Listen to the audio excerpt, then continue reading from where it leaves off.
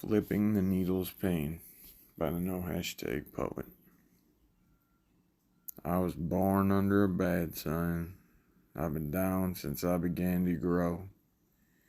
If it wasn't for bad luck, I tell you, I wouldn't have no luck at all. Albert King sang that a long time ago, and I couldn't have said it better myself. I was broke growing up, and I began life with my back against the wall, a classic poor, HUD home having dirty ass white kid from a lower middle class suburb. He could have tousled my hair in those days and made a dust cloud. We didn't have a dog, but one kind of just lived in the neighborhood. Nobody owned it, and he used to walk around in the woods with us. I think it ended up getting rabies. I think it bit someone and their dad shot it. I didn't have shoes in the summertime when I was a kid. I can't recall any of us caring much, though. None of us had shoes in the summertime. Half of us didn't want them. A quarter of us couldn't afford them. And the last quarter lost theirs in the creek anyway. I never really knew which group I was in, but I was a regular at Payless Shoes, and I rocked the MTA Pros a time or two. We didn't have much. I personally had nothing save my own two hands, nothing but my mitts and my wits to make this dumpster fire resemble a life. One hand always cradled a 6-gun, and the other constantly clamored to clutch a fleeting fistful of dollars. I just never could learn 9 to 5, lather, rinse, and repeat. I remember being 8 years old stealing smokes from my parents. Everyone around me smoked cigarettes. I thought there had to be something to it. Guess what? There isn't. They smoked Cools and I hated them, so I started buying Marlboro Reds for like a nickel or a dime from the ice cream truck driver, and I've been addicted ever since. I remember when we moved into a nicer neighborhood. All the kids were entitled and had money. I fell in with a crowd that had money on accident. I was still poor, but I learned how charisma spends way better than the dollar does, so I made myself indispensable. I quickly became the guy everyone wanted around and reaped the benefits of it. I started smoking pot when I was 10. I did it the first time with my old friend Ray behind a tiny gas station in Taylor that's now a BP at the corner of Beach Daily and Eureka. He had a rough way in life.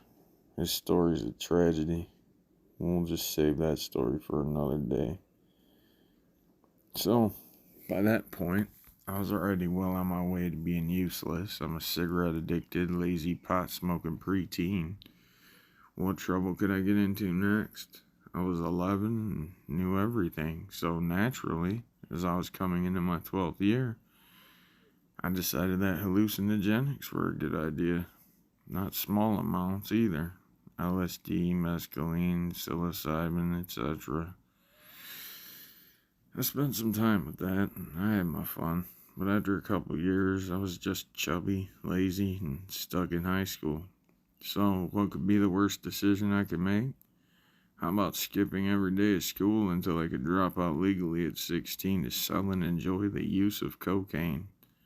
Seemed like a sound future in those days. I used to work out at Fitness USA with an old friend of mine, and honestly, it was one of my fondest memories.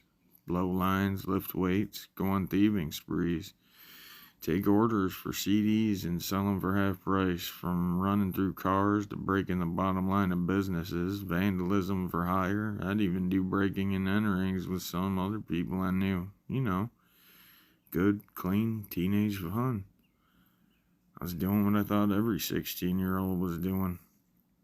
So I did that for about another year, more or less. Things were simple. Life consisted of robbing and cavorting, getting high as giraffe nuts, and fucking anything with a hole in it.